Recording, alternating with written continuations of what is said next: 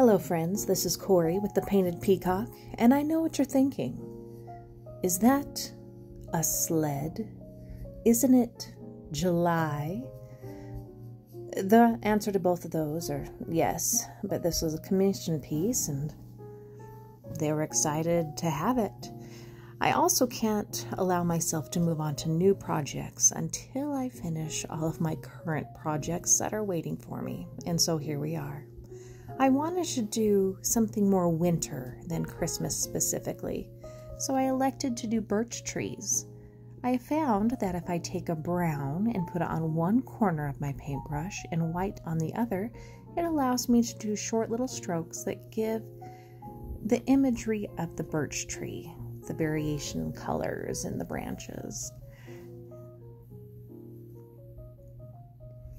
And once I get my trunks done, I'm going to go in with a smaller brush here and make some little branches.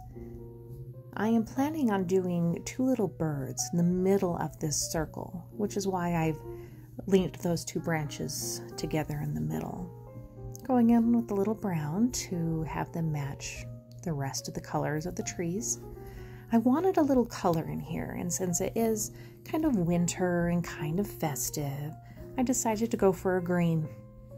Now, birch trees lose their leaves during the winter time, and so I have elected to go with pine boughs. We'll just say that it's the woodland creatures decorating, and they're doing the best they can. I mean, they don't even have thumbs. You gotta catch them some slack, you know? I'm doing a little bit of a metallic green here, just because I like the sparkle.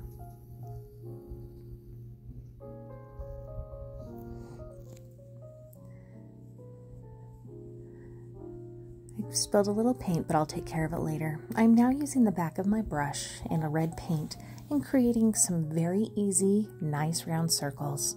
It also gives me a little bit of depth with the paint, just a little 3D effect because I'm not using the brush side. Now we're doing our little birds, a large circle for the head. Nope, kidding. A small circle for the head and a larger circle for the body and a little tail. I'm trying to position my birds here so it looks like they like each other. I have chosen to do black-hooded chickadees. I think they are darling. They're one of my favorite little birds. I like birds in general. I think they're kind of amazing things. I do not appreciate, however, their apparent desire to fly to the edge of the road and then decide to walk on it as you're driving down the street. So many swervings. I don't want to hit a bird. Little bows on my ornaments. Little highlights on those ornaments as well. Just a few more details on my birds. Little beaks. Little color change. Eyes. Individual feathers. This piece that I'm working on is a little smaller than what I'm used to working with. So it's kind of fun to do the little details. We're going to do a bit of a border, a dark green squiggle, and then a light green squiggle. I discovered that the light green squiggle was much easier to see on that red, and so I did a general leaf pattern with that light green.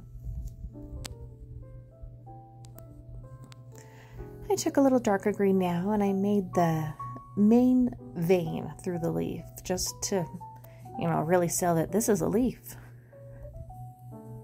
Little highlights. One of my favorite decorating items for winter months are berries, and so I decided to do some here. Using the back of my brush again, I have elected to do white berries. And so just the back of my brush, I would have to dip every time I did a berry so that my berries were the size that I wanted. After I had my berries laid out and around the wreath here, I took a very small, very thin brush and used black paint to make little X's at the bottom of the berry. Depending on where the X is an indicator of which direction the berry is facing.